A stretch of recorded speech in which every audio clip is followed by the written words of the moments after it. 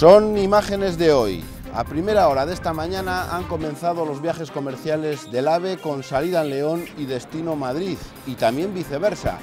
Atrás queda la inauguración, los discursos, las placas conmemorativas y todo eso. Castilla y León cuenta con 166 kilómetros más de alta velocidad que se suman al tramo Madrid-Segovia, puesto en marcha desde el 2007. Ahora empieza el trabajo más complejo, el de aprovechar las oportunidades que ofrece acercar la capital de España a poco más de 2 horas.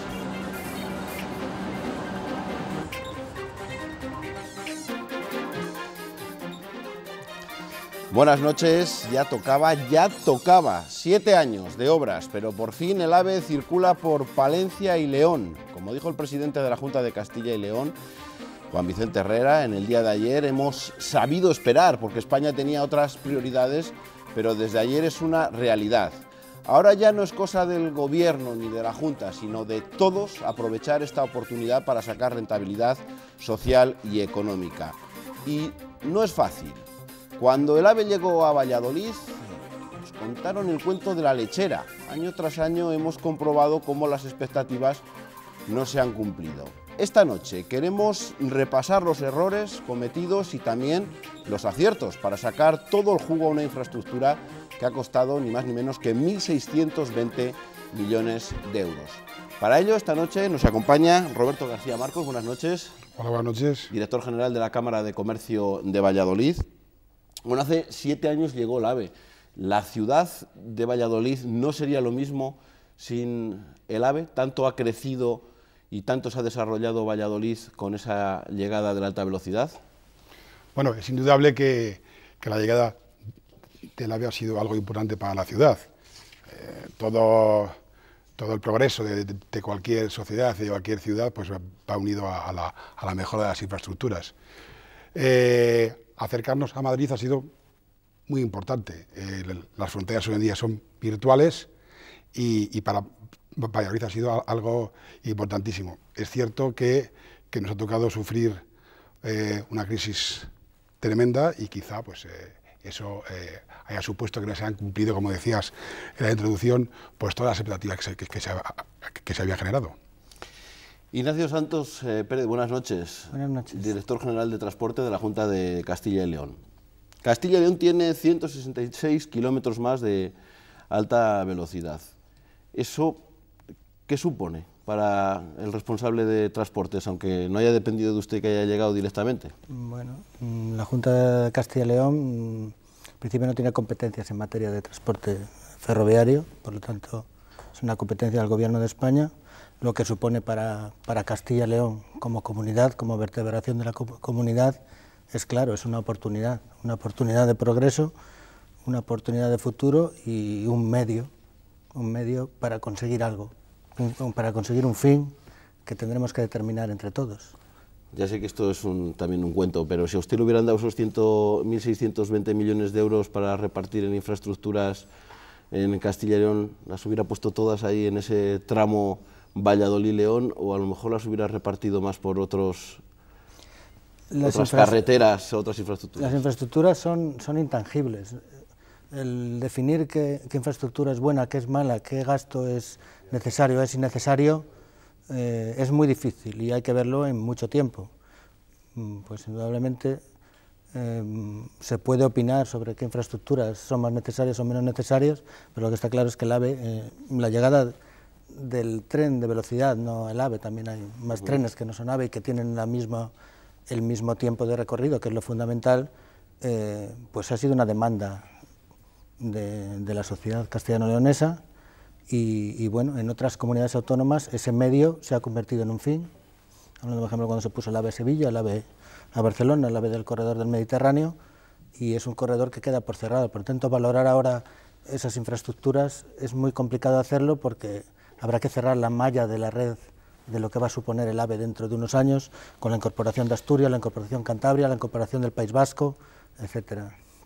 Luego entraremos en detalle. Por supuesto que los castellanos y los leoneses también tenemos el mismo derecho a tener AVE, a tener alta velocidad en esta comunidad, como en el resto de España. Esta noche también nos acompaña Carlos Julio López, muy buenas noches. Hola.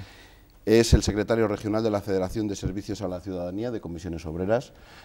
Claro, hablar del AVE también nos obliga a mirar hacia el resto de las infraestructuras. ¿Qué pasa con esos pueblos en los que no va a parar el AVE? No tendría sentido que parase en todos los pueblos, pero el poner tantos huevos en la cesta del AVE puede descuidar pues el transporte convencional, y también hablando del ferrocarril, por poner un ejemplo. Bueno, yo creo que la realidad es que se ha descuidado, no es ya una cuestión de futuro, es una cuestión de pasado.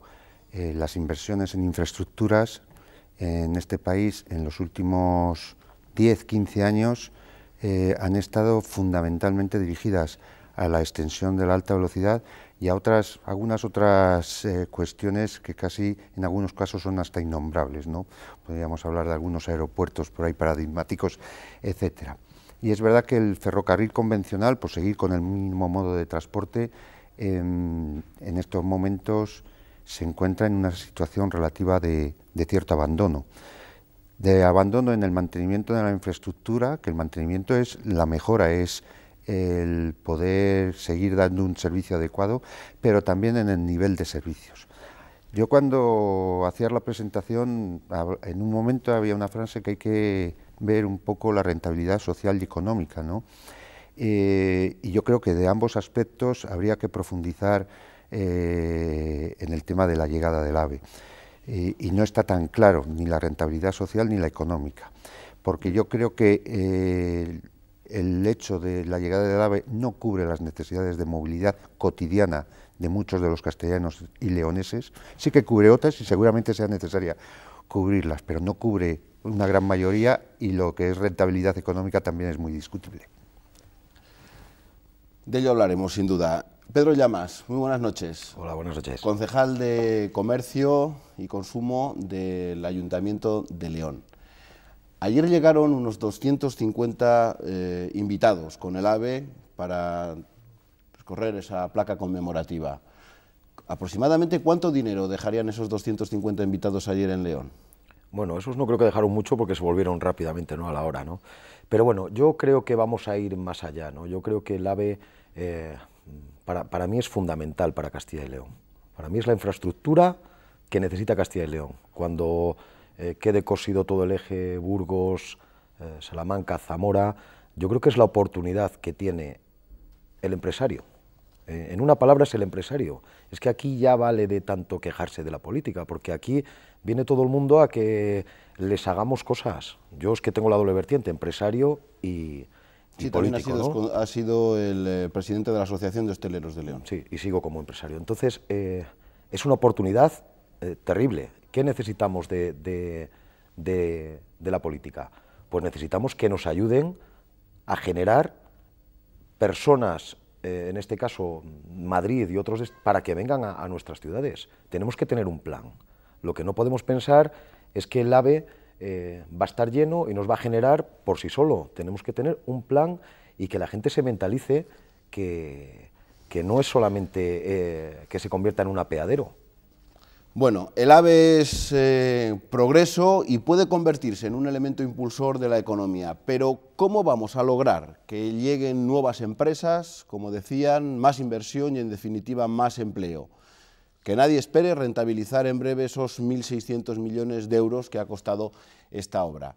La llegada de la alta velocidad es mucho más y Castilla y León tiene, como les decíamos, los mismos derechos que otras comunidades autónomas para disfrutar de estas infraestructuras. La extensa red del AVE crece. España cuenta ya con 4.000 kilómetros, solo China nos supera. Castilla y León, con León y Palencia, suma más de 350 y llegará a 700 en poco más de 6 meses. El tren veloz es el gran deseado y sigue generando grandes expectativas. Ahora es el tiempo del noroeste. Representa un nuevo vector para el crecimiento y el empleo. Garantiza el derecho a la movilidad de las personas, cohesiona y articula nuestro país y redunda en la igualdad de oportunidades de todos. La obra de 166 kilómetros ha costado 1.620 millones de euros, 1.200 invertidos en años de crisis, y ahorrará 23 minutos entre Madrid y Palencia y 44 minutos entre la capital y León. Hemos priorizado infraestructuras como esta, cuyos costes se ven compensados por el enorme beneficio económico y social que traen consigo desde el primer día. El tren del siglo XXI cose el territorio. Desde nuestra comunidad es puerta de entrada a Cantabria, Asturias, País Vasco y Galicia. Un público potencial de nada menos de 11 millones de personas, pero la infraestructura sola ya no es suficiente. Ahora tenemos que optimizarlas, rentabilizarlas, hacer el uso más eficiente de ellas. Es nuestra oportunidad, es nuestra obligación y es nuestra responsabilidad. Las palabras de Herrera son un aviso a navegantes. Están a punto de cumplirse 8 años de la llegada del AVE a Valladolid y Segovia y su aprovechamiento cuando menos es muy mejorable. Ni el aeropuerto de Valladolid se ha convertido en lanzadera del de Madrid-Barajas y mucho menos descongestiona su tráfico ni han llovido las empresas. Sí ha servido en cambio para fijar cierta población, porque como Xavier, Juan Carlos o Vaquero son muchos los que utilizan la línea a diario para ir a trabajar a Madrid y vuelven a dormir a casa. Tener la calidad de vida de Valladolid con el poder adquisitivo de Madrid. Poder aceptar un nuevo reto profesional, manteniendo la calidad de vida. Yo quería que mis hijas se criaran aquí, fueran al colegio aquí, fueran vallisoletanas a tope y yo no sé cómo lo hubiera hecho sin el AVE. Además atrae el turismo. Para la hostelería va a ser muy interesante que llegue el AVE a León, por lo menos para que nos traiga muchos clientes, muchos turistas que nos vengan a visitar la ciudad. Aunque para ellos, los vecinos de Pilarica en Valladolid, ha supuesto una barrera infranqueable que parte en dos el barrio por el cierre de un paso a nivel. No entendemos esta falta de previsión, que si se tiene claro que la alta velocidad supone el cierre del paso a nivel, no se hayan puesto pasos alternativos. León y Palencia tienen ahora su oportunidad, pero de ellos depende su éxito, porque el AVE puede llegar tan rápido como irse. Bueno, veremos qué es lo que sucede en Palencia y en León, pero vamos a recordar qué es lo que pasa en Valladolid. ¿Se ha llevado más gente o trae más gente? ¿Se ha podido eso contabilizar? Datos exactos no tenemos, pero es cierto, comentábamos antes, que el AVE hay que verlo en clave bidireccional. O sea, no solamente se puede planificar esto como la panacea para atraer multitud de personas de Madrid a Castilla y León, que también, pero en nuestro caso sí que tenemos muchos ejemplos en la Cámara tenemos una escuela de negocios y tenemos alumnos que son directivos, emprendedores, pymes y micropymes, que les permite desplazarse a Madrid, que es un gran mercado, es el mayor mercado, sobre todo es una ciudad de servicios, y pueden ir a prestar servicios a Madrid generando riqueza y empleo aquí. Ahora los billetes son muy baratos, porque hay una promoción, 20 euros de León a Madrid, así daría gusto, o de León a Palencia 5 euros, pero cuando valga alrededor de 50 euros, no sé si es un billete muy elitista y que la gente a lo mejor prefiere tardar 45 minutos más y no pagar tanto por acercarse a Madrid. Bueno, ese es uno de los problemas, que en vez de acercarte a una infraestructura que sería beneficiosa para el conjunto, te la aleja. Porque claro, al final la gente hace balance y si yo tardo en coche desde León a Madrid o en un autobús 4 horas y me cuesta 20 euros y tardo 2 horas y cuarto y me cuesta 60, pues a lo mejor digo, me arreglo con madrugando un poco más y tal, pero me voy por 20 euros, ¿no? Entonces, ese es uno de los problemas que este tipo de líneas y de infraestructuras y la distancia que recoge, que yo creo que está mal solucionado. Pero hay otro añadido. La dinámica, y yo creo que Renfe Operadora ha tenido tradicionalmente poca sensibilidad para una región como la nuestra, porque Castilla y León tenemos, no sé si la suerte o la desgracia, dependiendo desde qué punto se mire, de ser región de paso. Y al ser región de paso, toda la dinámica está pensada entre unir Madrid con la periferia, pero nadie piensa en cuáles son las necesidades de movilidad del castellano leonés. Entonces ahora tenemos unos buenos servicios hasta Madrid, pero que se ajustan a los horarios de Gijón, no se ajustan a los horarios de León, de Valladolid o de Palencia.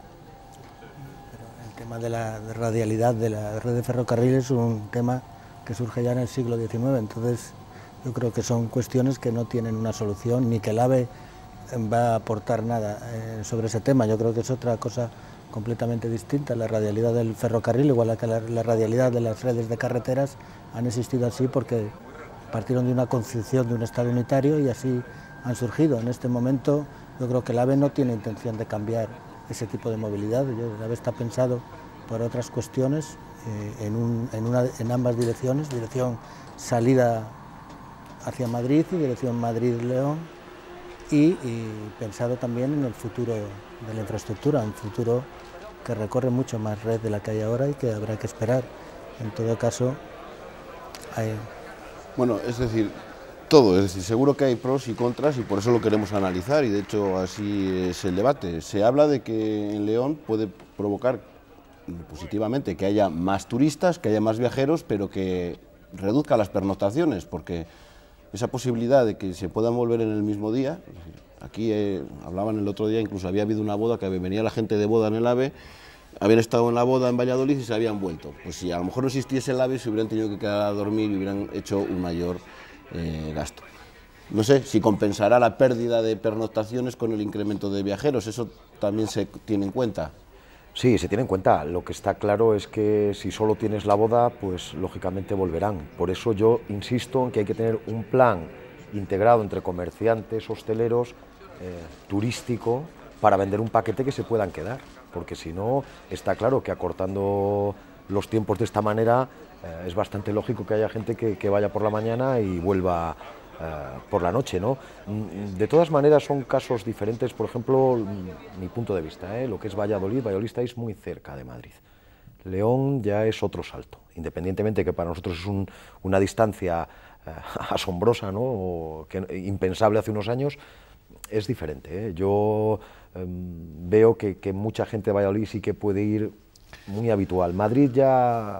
León-Madrid ya es otra cosa. Se pensaba que Valladolid se podía convertir en una ciudad dormitorio, yo creo que finalmente eso no ha sucedido. Puede que Segovia sí que, pero que incluso se hablaba de un incremento de venta de pisos y que se podía producir. Bueno, al final la realidad no ha hecho que Valladolid desgraciadamente no sea la ciudad esa del noroeste que se pensaba en esos informes que se hicieron hace unos cuantos años. Ahora a ver si se va a pensar que va a ser León la ciudad del noroeste y vendemos un cuento de lechera que no es así. A lo mejor tiene que ir enfocado hacia otras sinergias más positivas y seguras. Es cierto que hubo un estudio que analizó esa posibilidad.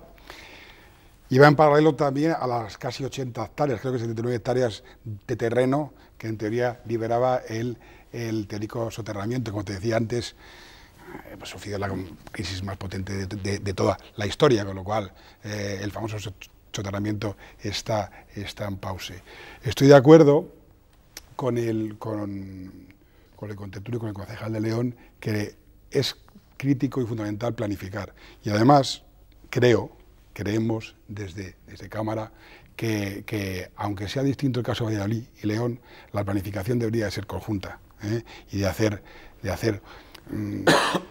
hacer marcas provinciales, ¿no? Sino hacer proyectos y paquetes que lo intenten cubrir todo. Al final, ¿para qué somos atractivos? Fundamentalmente, vamos a olvidarnos solamente de inversiones megaindustriales, sino ¿para qué somos atractivos? Para hacer un viaje y pernoctar, pues tenemos un patrimonio brutal, la famosa gastronomía, todo lo que tiene que ver con el tema cultural y turístico. Se habló de Valladolid, ciudad de congresos, o León. León todavía no tiene el Palacio de Congresos, pero bueno, sí. Eso es una oportunidad, y FEMA no da para más. El famoso, por contraponer al tema de la boda. El turismo, los acontecimientos deportivos, pues es un tema planificado a explotar. O sea, aquí ha habido clinics de rugby, por ejemplo, y eso moviliza a los padres, como es mi caso, ¿no? Y pernoctas y comes y demás. Y las federaciones consiguen bonos, que es importante el tema del precio, es indudable, para desplazarse en avión. O sea, hay que planificar bien y desde mi punto de vista sería importante apostar por intentar no provincializar, sino unificar proyectos. Aquí el director general de Transportes, cuando habla de provincializar, no sé si estaba pensando en los aeropuertos, si en cierto modo, y con esa pugna y pelea que hay por mantener 4 aeropuertos que a lo mejor no son rentables, la llegada del AVE en cierto modo va a afectar. Es verdad que no había vuelos a Madrid, pero bueno, ahora mismo los vuelos que había a Málaga ya se pueden hacer a través de la línea alta velocidad. ¿Va a afectar negativa o positivamente para los aeropuertos, para el transporte de los...? Bueno, yo creo que las infraestructuras hay que verlos en términos de complementariedad, no de exclusión. Entonces, probablemente pueden afectar o no, pero son infraestructuras que están y que son complementarias. Yo creo que tienen otro tipo de distancia, de actuación, están enfocadas a otro tipo de público en cuanto a viajes de más larga distancia. La posibilidad de la centralidad de los aeropuertos de Castilla y León con la llegada del AVE, pero bueno, también nos encontramos en un momento que hemos sufrido una crisis económica importante que ha afectado a toda la actividad económica y ha afectado a los aeropuertos, al número de pasajeros. Entonces, la esperanza de la mejora económica pues puede llevar a una complementariedad de infraestructuras. Yo no me gusta ver las infraestructuras desde el punto de vista de exclusión de unas con otras, como tampoco me cuesta saber cuándo se amortiza una infraestructura. Es muy difícil decir cuándo se amortiza una infraestructura. Yo había un informe que decía que solamente me parece que el coste el dinero que se sacaba de los viajeros en el AVE de Valladolid a Madrid solamente amortizaba el 16% de lo que se había invertido. Pero aquí volvemos a lo mismo, es decir, por esa regla de 3 no se podrían mantener colegios con 4 alumnos. ¿Cuándo se amortiza? ¿Cómo se mide la amortización de una infraestructura? Si vamos a términos puramente económicos sí podemos saber, pero ¿cómo se amortiza la autovía a Benavente? ¿Cómo se amortiza la A231 León-Burgos? ¿Cómo se amortiza un hospital? Es decir, las infraestructuras, ¿son términos únicamente económicos los que miden la amortización de la infraestructura? La infraestructura se empieza a amortizar en el mismo momento en que se empieza a construir y la obra pública genera empleo y genera riqueza en determinados sitios. Entonces, cuando se habla de amortización de infraestructuras, me cuesta mucho emplear términos económicos, quizá desde el punto de vista del sector público. ¿Eso significa que, por ejemplo, alguna empresa podría decidir instalarse en León o en Palencia porque ahora mismo existe el AVE y en otra situación no se instalaría? Y si se instala, ¿cómo computamos? Lo restamos de la amortización de la infraestructura, los 20, 30, 40 empleos. Cuando una persona va a León o va a Valladolid y cena, duerme, cogemos y le decimos al del hotel que lo mande a una caja común donde se compute la amortización de la infraestructura, es prácticamente imposible. Son intangibles que van unidos al carácter público de las infraestructuras y al sector público. Sí, pero yo creo que también hay que ser un poco más exhaustivos en el análisis. Cuando se pone en duda el tema de cuál es realmente la ratio de amortización en lo económico, meramente económico, porque se dice que tiene otros beneficios sociales, entonces tenemos que hacer el balance social. Y claro, en el balance social te puede salir positivo o negativo. Porque ¿pero cómo mides el balance social? Sí que es cierto que si en una zona rural de Castilla y León, de esa parte tan extensa de nuestra región, hay que mantener un colegio para 4 niños, a lo mejor es porque es la única posibilidad, sale caro, pero tiene una rentabilidad social evidente. ¿Por qué? Porque es a lo mejor la única, incluso porque es la única solución para escolarizar, y es una obligación de los poderes públicos escolarizar a esos niños. Pero claro, si mantenemos ese mismo colegio al lado, con 4 niños, al lado de otra instalación educativa mucho mayor y tal, ¿qué explicación tendría, no? Por eso digo que yo creo que hay que ser más exhaustivos y desde luego que partiendo del hecho de que una vez que está la infraestructura hecha sería tonto no verlo como una oportunidad, ¿no? En lo económico, en lo social, en todos los tipos, pero también yo digo, y me parece que es fundamental, nosotros y los que estamos aquí, yo creo que todos tenemos un poco ese deber, lo que tenemos es que pensar en el AVE en términos de Castilla y León. Y en términos de Castilla y León tiene que decir lo que nos beneficie y las necesidades de movilidad que puede cubrir nuestras propias. Y yo creo que eso tradicionalmente no se ha hecho y además pienso que ni el Ministerio, ni por supuesto Renfe Operadora, que es la que da los servicios, tiene la mínima sensibilidad para hacer un estudio real de cuáles serían esas necesidades. Renfe Operadora ha hecho una declaración en el año 2010 de obligación de servicio público de determinadas líneas de Renfe, y Renfe Operadora tiene los presupuestos de Castilla y León más de 33 millones de euros destinados al déficit de esas obligaciones de servicio público declaradas en el año 2010. Nos quedan 2 minutos de reloj, tenemos 30 segundos para cada uno, para que, bueno, vamos a intentar en la última parte ser positivos y ver de qué modo se puede sacar esa rentabilidad, o de qué manera creéis vosotros que se puede aprovechar la llegada del AVE de la alta velocidad a León y a Palencia para, pues, generar empleo, generar empresas, que sea para el tejido industrial de esta comunidad. Yo, para mí, ya te digo, es fundamental, y para mí va a ser el elemento diferenciador para que León despegue a nivel turístico e incluso empresarial. En cuanto al tema de coste, para mí el AVE es un proyecto no solo de León ni de Castilla y León, sino de España, y es un coste asumido como un servicio, y yo lo que quiero es que el AVE tenga una rentabilidad, porque de poco nos vale poner los billetes muy baratos y después eso al final genera un déficit y lo pagamos por otros impuestos. O sea, tenemos el servicio que tenemos. Otra cosa es los regionales.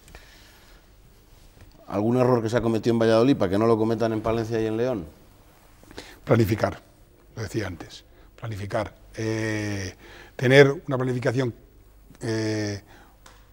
muy clara hacia dónde te quieres orientar.